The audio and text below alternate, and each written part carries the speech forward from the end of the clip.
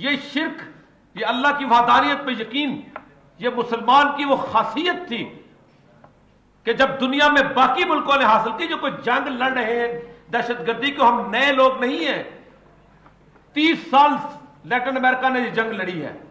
چلی نے لڑی، ہونڈراس نے لڑی، کولمبیا نے لڑی، نکراگوا نے لڑی، برازیل نے لڑی. بندے مارے گئے، 40 ہزار بندے ان کے غائب ہوئے. وار لارڈز کے اندر اس طرح پاگل ہوئے کہ نہ کسی کی بیٹی کی عزت سلامت اور نہ کسی کے بھائی کا گھر سلامت. امریکہ کی جنگ لڑتے رہے، آخر ایک دن ہاتھ باندھ کے کہا خدا کے لیے اس علاقے سے نکلو. آج سب چین سے ہیں. کہا نکلو نکلو، تمہاری جنگ نہیں لڑتے ہم. نکلو، تم نے ہمارے گھر برباد کر دیا ہے. جاؤ اس جگہ سے، جاؤ اس لیٹن امریکہ سے. بتاؤ مجھے آج لیٹن امریکہ چین سے ہے کہ نہیں؟ آج چین سے ہیں. آج وہ اپنے ڈکٹیٹر پینوشے کو واپس بلاتے ہیں اور جہاز میں بٹھا کے امریکی جو ہے اس کو واپس لا کے چلا اس کا اپنا ٹرائل.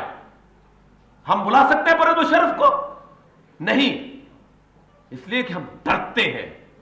شرک را در خوف مزمرتی داست. اس کو شرک. اور کیسے ہو سکتا ہے کہ جن دلوں کے اندر تھانے دار کا خوف ہو، پٹواری کا خوف ہو، ایس ایچ او کا خوف ہو، چیف منسٹر کا خوف ہو، گورنر کا خوف ہو، اس دل کے اندر اللہ آباد ہو سکتا ہے؟ وہاں اللہ کہہ سکتا ہے آمنہم من خوف، میں تمہیں خوف میں امان دیتا ہوں. زندگی بھر میں نے 24 سال ٹرائبل ایریا کے اندر گزارے ہیں. 24 سال میں نے بلوچستان کے قبائلی علاقوں میں گزارے ہیں. ایک اصول پرنسپل ہوتا ہے، یہ کفر اسلام کی جنگ نہیں، نہ وہ لڑ رہے ہیں نہ ہم لڑ رہے ہیں. یہ عصبیت کی جنگ ہے اور انتقام کی جنگ ہے. اور انتقام کی جنگیں ختم نہیں ہوا کرتی جب تک رحمتیں نازل نہ ہوا کرے. میں ایک مثال دیا کرتا ہوں. بہت بڑے ہمارے مذہبی رہنما ہے مولانا شیرانی صاحب، ان کی ایک قبائلی جنگ چل رہی ہے. 20 سال سے روز 1 مہینے کے لیے بندوقیں اٹھاتے اور قتل کرنے کے لیے جاتے ہیں. ان کو کوئی بھی نہیں بتاتا کہ ایسے عصبیت نہیں ہوتی. لیکن مسئلہ یہ ہے کہ ان کے دماغ کے اندر یہ چیز ہے کہ میرے آبا و اجداد نے اگر اپنا بدلہ نہیں لیا تھا تو میں بدنام ہوں گا، اور میں بدلہ نہیں لوں گا تو میری اولاد مجھے تانے دے گی. یہ عصبیت کی جنگ ہے، اور عصبیت صرف میرا رب ختم کیا کرتا ہے. اور ایک بات لمبی نہیں کرنا چاہتا کہ اقبال کے ہاں وہ سارے کا سارا بات آخر میں ایک بات ختم بات عرض کر کے اس کے بعد اجازت چاہوں گا. ہمیں ضرورت کس چیز کی ہے؟ اقبال کی ایک گفتگو ہے خضر کے ساتھ. آپ کو معلوم ہے کہ اقبال اب خضر کو اپنے رہنما تصور کرتے تھے، اور جس چیز کی ہمیں ضرورت ہے، اقبال کی آخری رباعیوں میں رباعی ہے کہ شب پیش خدا بگریستم زار، رات میں اپنے اللہ کے حضور بہت رویا. مسلمانہ چرا زارند و خارند، مسلمان اتنے خوارزار کیوں ہیں؟ ندا آمد نمی دانی کی قوم، آواز آئی کہ تم اس قوم کو نہیں جانتے. دل دارند و محبوب ندارند، یہ دل رکھتی ہے محبوب نہیں رکھتی. اور محبوب کون ہے؟ وہ محبوب ہمارے پاس اس لیے نہیں ہے کہ نہ اقبال کو سکھ نظر آتا تھا نہ ہمیں نظر آتا ہے. اقبال کی ایک اور مثال دیتا ہوں یہاں پر. ابلیس ایک دفعہ اقبال کی ایک نظر میں ابلیس اللہ کے حضور جاتے ہیں، اور ابلیس وہاں جا کے کہتے ہیں کہ یا اللہ اب مجھے واپس بلا لے. پر کالا آدم ہوئی آتش کے کفے خاک والی نظم ہے. آخر میں وہ کہتے ہیں کہ ابلیس کہتا ہے اللہ سے کہ جمہور کے ابلیس ہے ارباب سیاست، باقی نہیں اب میری ضرورت ہے افلاک. جب تک وہ لیڈر کے بارے میں اقبال کو خضر جواب دیتے ہیں، تو نے پوچھی ہے امامت کی حقیقت مجھ سے، تو حق تجھے میری طرح صاحب اسرار کرے. ہے وہی تیرے زمانے کا امام برحق جو تجھے حاضر و موجود سے بیدار کرے، جو طاقتوں سے بیدار کرے، جو سیاستوں سے بیدار کرے، جو لیڈروں سے بیدار کرے، جو ڈکٹیٹروں سے بیدار کرے، جو مسائل سے اور صلاحیتوں سے بیدار کرے جو آپ کے پاس ہے، اور نہیں جو تجھے حاضر و موجود میں بیدار کرے. موت کے آئینے میں تجھ کو دکھا کر رخ دوست زندگی تیرے لیے اور بھی دشوار کرے. موت کے آئینے میں تجھ کو دکھا کر رخ دوست زندگی تیرے لیے اور بھی دشوار کرے. ایک بات یاد رکھیے، دنیا کی کوئی قوم تاریخ کے اندر ایسی نہیں کہ جو کٹھالی کے اندر سے نہ گزری اور ترقی کر گئی.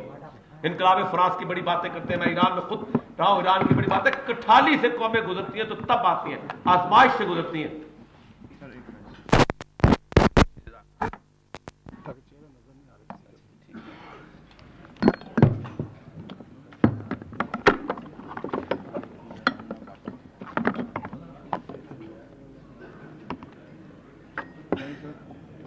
सर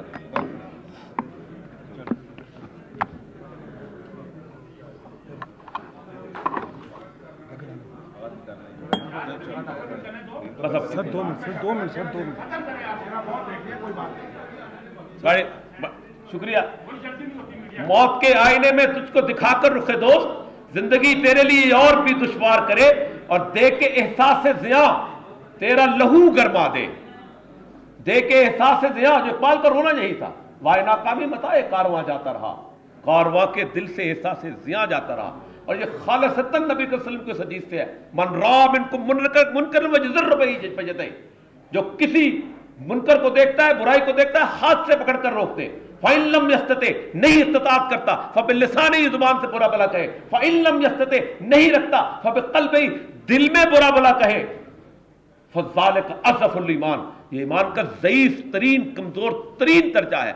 कितने लोग हैं कि जो आज सिर्फ इसलिए कि मैं उस पार्टी से तल्लुक़ रखता हूं, ठीक है जो मर्जी है, कातिल है, डाकू है, चोर है, लुटेरा है, हमारा लीडर है। हम नहीं कहते? क्या हम ईमान रखते हैं दिल में? क्या हम ईमान की तलवार पर अपने लीडरों को नापते हैं, अपने डिक्टेटरों को नापते हैं? नहीं नापते। ठीक है, हो गया जुल्म, फकर की शाम चढ़ाकर तो तलवार करे और फितने मिल्लत पैदा है इमामत उसकी, जो मुसलमान को सलाती का परस्तार करे। और यही वो कैफियत है कि जो, और इकबाल की उम्मीदें, हम तो जाने वाले लोगों में से हैं, जवानों से हैं, और उसके बारे में वो कहता है कि चूँ चरागे लाला सोजम दर खयाबान शुमा, ए जवानाने अजम जाने मनो जाने शुमा, और मीर सद मर्दे। इकबाल ने एक पेशीनगोई की थी कि ये इस इलाके के अंदर ये डेस्टिनी है, ये डेस्टिनी है इस मुल्क की कि ये खित्ता अलहदा होकर पाकिस्तान बनेगा। ये 1930 में उन्होंने कहा था।